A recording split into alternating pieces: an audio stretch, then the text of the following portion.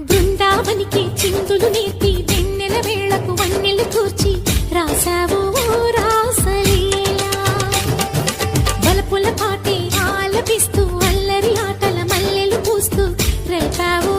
తీపి జ్వాల ఒక పక్కన రక్కసి మూకలతో సమరాలను చేశావు ఈ పక్కన చక్కని చుక్కలకి మరి చీరలు